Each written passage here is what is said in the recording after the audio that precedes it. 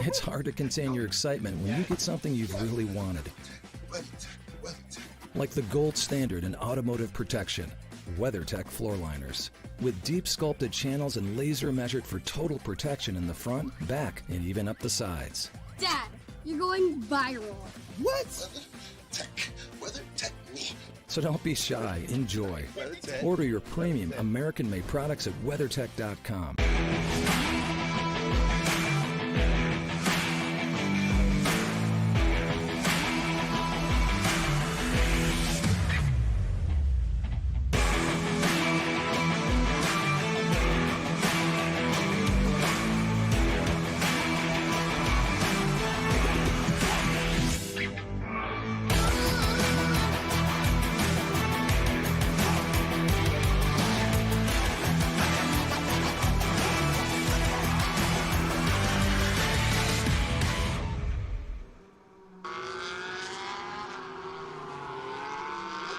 With 8 poles, Porter has taken the lion's share of the fastest qualifying times. While the bonus it gives him won't matter much now, his competitive drive will no doubt make him the man to beat as we get ready to watch the Porsche Sprint Challenge North America Cayman qualifying here at Sonoma Raceway. I'm Joe Peak with Ryan Marine as always. And Ryan, we've got ourselves a doozy of a track to wrap things up.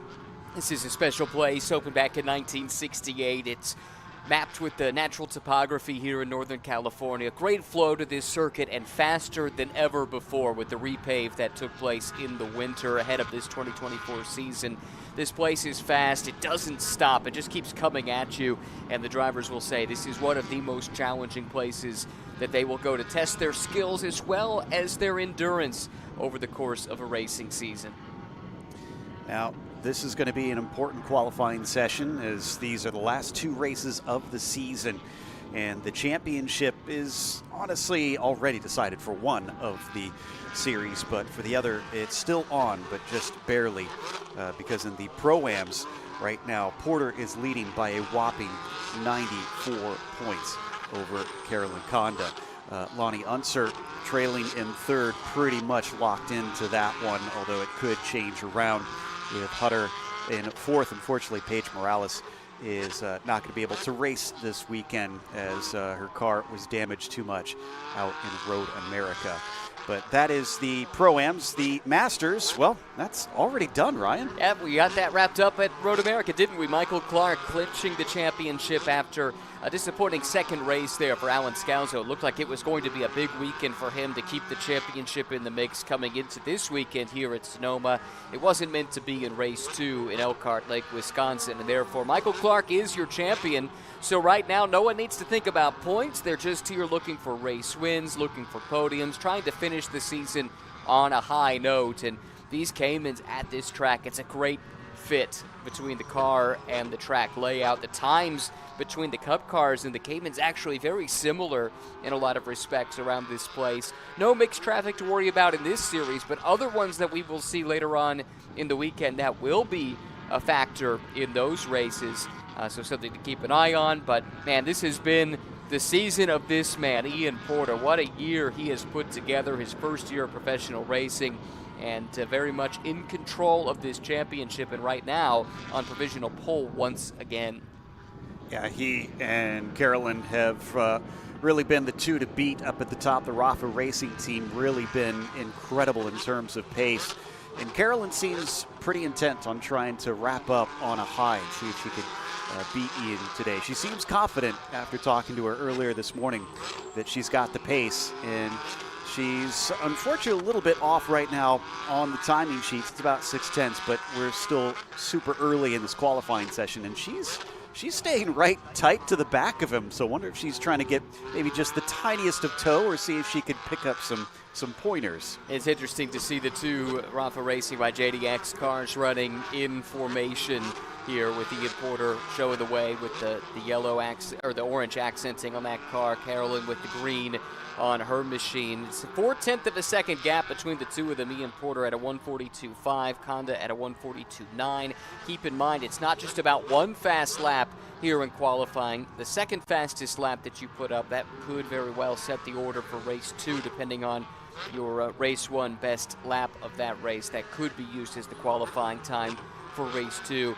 Nevertheless, to my eye, it looks like Carolyn is starting to close in on Ian a little bit here on this lap, and timing and scoring seems to back that up. She was 0.3 quicker through the first sector, a little bit quicker as well here in the middle sector too. So she goes off in chase of the provisional pole sitter and points leader Ian Porter, knowing things really need to go her way if she's going to win a title here this year. That's Tillman Schmid off in what looks like turn 4 and able to return amidst a whole lot of dust. You talked about this earlier. This has got to be scary for the drivers coming into that corner, and you couldn't hardly see a thing.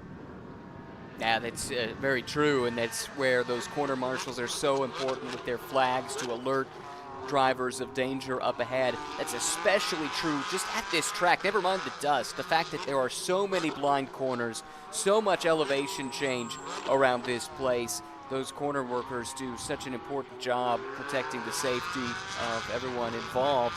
Really curious what the lap time's going to look like here. Conda, to my eye, has been quick. She was the faster of the two on the last lap.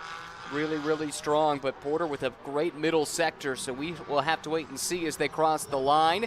Conda does get closer, a new personal best at a 42.8, but that's still 0.3 of a second off of Porter's pace-setting lap. She's creeping in on him, though, so she's at least closing the gap to him, and that's part of what she needs to do here is keep him honest. But Alain Scalzo currently our fastest in the Masters class, if you're wondering the difference between them. The Masters are simply the drivers that are 50 years older before this season is out. So he currently third overall, is definitely showing that he has not lost the speed with age, and he's honestly been pretty darn good this season in general, putting up some good results. It was Patrick Dempsey second in that Masters category, and yes, that's that Patrick Dempsey. But Bill Pelichowski, who's on a run of 5 straight podium finishes, has now jumped himself up to P2. And Bill's had a really good run as of late, you're right. Dempsey's been strong all weekend here, though. We've seen that through the practice and the testing and the build-up to this. Would not be a surprise to see him find a bit more pace and get a top 2 start in that class. I think Scalzo's been really strong. And he's been the man to beat in qualifying as of late, Joe. He has 4 consecutive pole positions over the last 4 races. Does Alain Scalzo. Had none in the first part of the season, but that run that he's had, Watkins Glen into Elkhart Lake with those 4 poles, that put him in the title conversation until he had the misfortune in race 2 of the weekend at Road America. Yeah, unfortunately, the qualifying only gets you that 1 bonus point if you put it on pole. So while that certainly didn't do any harm, it really didn't make much of a chunk when he had to try and play quite a bit of catch-up to get to Clark and deny him a title this time around. As we watch the drivers now carry on to the final 15 minutes of this qualifying session. There is our champion in waiting, I guess you could call him. Champion-elect, Yeah, yes. champion-elect, thank you. Michael Clark, who is down in 10th overall right now. That looks to be about 6th in class, so not looking super hot, but the pressure is off for him at least. Now, one thing I do like about these sort of situations, Ryan, is you'd think, oh, well, the championship is over. It's going to be boring races because what is there to fight for? Well, that means there's no big picture. Pressure is off the drivers. So if you have nothing but to go for but the win, then you can take a lot of risks. I agree. I think that's exactly what we're going to see in these classes. You want to go into the off season on a high note. There's nothing in the back of your mind saying, to your point about thinking big picture, nothing in the back of your mind saying, I need to take this conservatively to think about a championship. So for Michael Clark, he can just go for it. I am surprised to see him a little bit further down the order. Had a great start to the year, including one stretch of 4 straight wins. Barber into Circuit of the Americas, but Joe, he's not won since. That was back in May, his most recent win in the class, and so I think he's going to be plenty motivated to get back to victory lane here before the season is through. I'm pretty sure he keeps blaming me for bringing that up constantly. I do too. It's not me. It's definitely Joe. Yes, exactly. It's always my fault. I'm the one that's around here more often. But Michael is no doubt going to want to end it on a high. And we'll see if he can pick up the pace here. Still sitting in that 10th spot after that last lap. Did not improve. Bill Fennick did as he jumped up into 8th. That put him in 4th in the Masters class. So glad to see him find some speed out there. Dan Seville in that number 73 that you see, a newcomer for this season. Haven't had him out on track yet, and I'd say represented himself fairly well. Yes, and he does have some history in the series.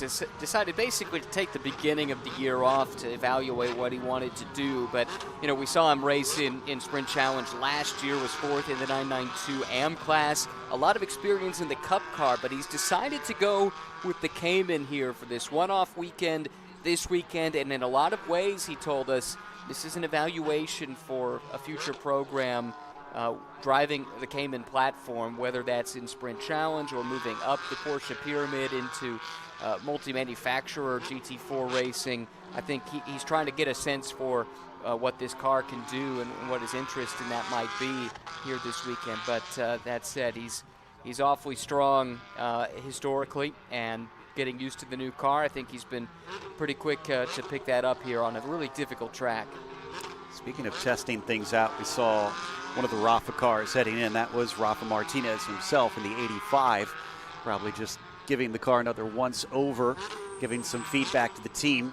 He was another driver that had his car essentially destroyed at the start of the endurance race last time out at Road America. Had to piece it together. It's part of the reason that sadly they don't have Paige Morales here. They only had enough parts for one car, unfortunately. So the bad news was that Rafa had to try and get the car working, because they didn't even get to go out for the testing that many of the other teams managed to do. Just couldn't get it to fire up, had some sort of electronic problem. Eventually had it out on track in practice, but he's on the back foot, so it's not too great of a surprise to see him down in 13th right now. He's really had a lot less time out on the track compared to his rivals. And what the team has done to try and mitigate the loss of track time is they've entered him in the USA West Series as well to get to run in those practice sessions. And there's some thought that he might do double duty and actually run in those races here this weekend too, which would be cool to see, just to have a couple extra, or at least one extra Cayman on the grid in USA West. But I think some clever thinking there on the part of the JDX Rafa Racing team. But you mentioned the frustrations. I mean, they worked hard on putting this car back together, and it just kept giving them problems in the build-up to getting here. Once they got on site, finally they found out it was some kind of a software issue that needed to get sorted out on the Porsche side of things, and the Porsche technicians were there in order to help them get that dealt with. But a couple of sleepless nights, I think, for that operation and the folks working on those cars, just given the amount of frustration that they had trying to get that car up and running for the team leader there at Rafa Racing, Rafa Martinez. Riding on board with Bill Pelichewski, second in the Masters, but 6th overall currently, like I was saying earlier, on a real string of podium finishes. That includes 2 wins in there. Bill has come to form late in the season, and that has helped him tremendously in the points championship, now up to 3rd. And he could maybe try and fight with Alain Scalzo. There's only 38 points between them, but it's going to be difficult, and he's really going to have to step it up. It looks like Ian Porter is also coming back to his team on pit lane. Yeah, Bill didn't run at Watkins Glen, but you look at the results he's had: 5 consecutive podiums, 6 total podiums on the season. He was runner-up in the Cayman Am Championship last year as well, also running a partial season. So it's not a surprise to see him running towards the front in the points, despite the fact he wasn't at every single race weekend. Now with Seville, as Dan brings it into the hairpin. The other thing I think unique about this hairpin, you talked about how tight it is, but you can see around the outside, there's no runoff. Not something you see much these days, where it's more like an oval track. It is just a wall around the outside, and if something happens, well, you better hope those tires are plenty soft today. Yeah, that's for sure. I think that's one of the reasons when IndyCar ran here, they didn't run that layout of the hairpin. I think it wasn't deemed to have enough runoff because there wasn't any for the FIA Grade 2 specification that they needed. But I do like this layout of the hairpin, actually. I think it turns it into a really good passing opportunity there. And the way that it works, I mean, you can make it through there side by side, and then the track kind of comes back to the car that's on the outside. So occasionally you can see an outside move work there, as long as you can hang in on the flank, and then that sets you up for a pretty thrilling run down towards turn 2 and that climb up the hill. Yeah, for all the reputation this track has earned as being so difficult to pass and maybe sometimes single file, I have to say, when you do manage to get side by side, if you get two very determined drivers, that battle can carry on for a long time, just the way this track is set up. So looking forward to that, especially with these being the last 2 races of the season, and like we said, drivers trying to prove themselves and end on a high. I think we are in for some fun as the 73 comes down to the braking of the chicane. I heard from one of the drivers, this repave that you talked about, it's so smooth now. They said the only part of the track that really kind of knocks you around is those curbs on the last chicane. Interesting to hear that. It definitely it is a totally different surface. One thing that has certainly changed about this place with the repave, this track used to be notorious for how it chewed through tires. It was an old surface, you slid around on it a lot, and the tire drop-off from the beginning of a race to the end of a race, even in a 35-minute plus a lap format like we see in Porsche Sprint Challenge, that's something you were going to have to manage. When the repave took place over the winter, certainly in the spring, when the various series were racing here, there was hardly any tire wear whatsoever. Some of that is starting to come back as the surface ages. It's not quite as wicked fast as it was back in the spring, but it's still extra high commitment. In fact, Therese Laloux, who we'll see racing later on today in a Cup car, but she was telling me that the climb up the hill here is reminiscent in the amount of commitment it takes as the famous Eau Rouge Radeon complex at Spawn. She knows what she's talking about. She just raced there a couple of weeks ago. And that wasn't the case before the repave. It's just totally changed the character of the place, the amount of grip that's available, and the fact that you can really lean on the car here now and not worry about wearing out the Yokohama tires.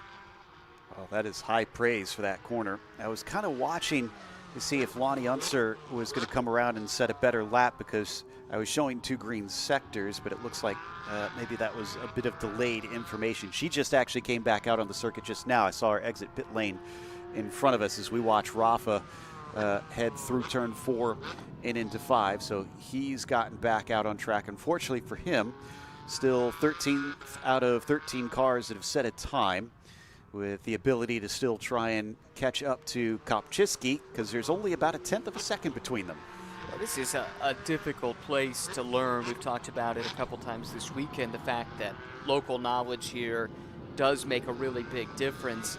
And one thing that drivers often do when they're going to a track for the first time, as is the case here for Rafa, is spend a lot of time on the sim. But most of the sim racing platforms that these drivers use in preparation don't have this specific track layout, and also don't have it scanned since the repave. So there is still some utility. A large portion of the layout is the same, but certain important parts are a little bit different, including the hairpin as well as the end of the drag straight section. So that I think has limited some of the utility that the drivers typically get when they are on the sim for lots and lots of hours in the build-up to heading to a track for the first time. You know, you brought up Therese a little bit earlier. She calls this her home track, and she said to me that she felt like having a lot of experience here and the local knowledge is going to be very important, and not just the speed that you can find here in this qualifying session, but in the race itself, as it looks like the 69 is off circuit. Ammon finds his way back on. That was just at the top of turn 3A and B. So looks like he'll get away with it, because I didn't see any damage, and I think maybe just slipped off the circuit for a bit. Yeah, no harm, no foul there. That's good to see Dan able to continue on. He's had an up and down year, had to miss a couple rounds with some issues at various times this year, but solidly in the top 10 at the moment with the best time at a 1:45.4. Just got jumped down a little bit, down to 10th. I think maybe it's Clark that jumped up a few positions there to get into the 8th spot. Now nipping at the heels of Patrick Dempsey. Yeah, I can't imagine Daniel set a fastest lap going off track right there. So if so, the stewards are going to have a talk about cutting the course. But the 17 starting to get back into it now at this stage with roughly 3/10 to try and catch up to Patrick Dempsey. Let's see if he can make his way a little bit higher up in that Masters field. He doesn't need to necessarily, but I'm sure he wants to try and see if he can finally get back on that top step of the podium. That'll be the goal. What a season, though, for Michael Clark. So much consistency, especially at the beginning of the year. Went into the Road America weekend. It was a funny story. His wife is a math professor, and she had done all the calculations and permutations on what he needed to do in order to clinch the title. So even when things were going a bit sideways for him at various times, he knew exactly what the impact of that particular result might be, and was able to think in terms of the big picture. And like we talked about, wrapping up that championship with 2 races still to go now leaves him unfettered and able to go after race wins here without having to think about that big picture. And I'm sure Scalzo is kicking himself that it took as long as it did for his form to finally come to fruition. Because like we said, he's been besting Clark, but then Clark's consistency has really kind of held the likes of Alain at bay, and it's just well too far apart despite Scalzo taking so many wins. Just second place after second place for the number 17 driver basically made it all but impossible to reel him in. Most drivers now looking like they're coming down pit lane. I see a number of them having parked up in front of their teams, and in fact it looks like I think that Schmid also deciding that's good enough for him in this Q session. Welcome back to Tillman Schmid. We haven't seen him in one of these sprint races since May at Circuit of the Americas. Started off the year with a couple of podiums, 2 third places at Sebring. And this has all been part of the plan this year, as we saw last year for the TPC team in this monoflow program, rotating a bunch of drivers through that race car, including Chloe Chambers, who's having herself quite a season racing in sports cars, racing in single-seaters. Tillman was at least supposed to run the endurance race at Road America. I'm not sure that ended up happening, but in any event, it's good to welcome him back. And he's been reasonably quick, currently 5th overall. Not too far behind Ronnie Unser. Yeah, that monoflow team giving various drivers literally from within the company the opportunity to race has been one of the cool things to watch all season long. And also seeing said drivers prove themselves. Tillman Schmid's been having pretty decent results despite this not really being a regular thing. Of course, I suppose we don't have too many drivers that are solely racing drivers in this series, but yeah, he's been performing well. He has. This is a special one for him. He's from nearby, Petaluma, which is right down the road, and actually grew up a big fan of the dirt track scene here in California. Did some racing himself early in his life before he focused on business. He kind of thought the racing thing was in the rearview mirror at that stage. Had done micro sprints and did some non-wing sprint car racing as well. Big USAC fan, and then he finds himself with this opportunity through Monoflow, who he works for, to jump in a race car and go road racing in a series sanctioned by USAC. I remember talking to him about this and thinking there was some nice symmetry there to his early life goals. But, you know, he was pretty open about the fact he hopped in that non-wing sprint and realized, you know what, maybe this isn't for me. The guys who do that on a weekly basis are cut from a different cloth. But he's found a way to scratch that itch and fulfilled the need for speed here in Porsche Sprint Challenge, and I think has been really impressive. I'd love to see what he could do over a full season, just get more consistent seat time and see if some of the results might improve even from a high level where they already are. Looks like checkered flag is out, so qualifying session is over, and I think Daniel Ammon was our last drive, and it looks like he may have come in. So I believe the results have been locked from here. This is, of course, unofficial, but the Caymans have now set their times, and here is where it stands. Ian Porter on the provisional pole with Carolyn Conda starting in second. Alain Scalzo, the highest of the Masters, so pole for that class. In third overall, Lonnie Unser actually had a penalty in that one, but served that. It was just a simple drive-through for speeding in pit lane. Was fourth. Tillman Schmid, been talking him up. He follows it with a fifth, as Bill Pelichewski is P6, Patrick Dempsey 7th, Michael Clark 8th, and Bill Finnick 10th, and Daniel Ammon managing a top 10. And then there you see the rest of our field, with McCaig and Kerr not getting out on track during this session, unfortunately. That wraps us up for the Cayman qualifying. Got one more qualifying session yet to go this morning with the Porsche Sprint Challenge USA West Series at 11:05 a.m. Pacific. Again, thank you for joining us here on Flow Racing as well as on YouTube. I'm Joe Peak. Race clean, race hard. We'll see you on the track.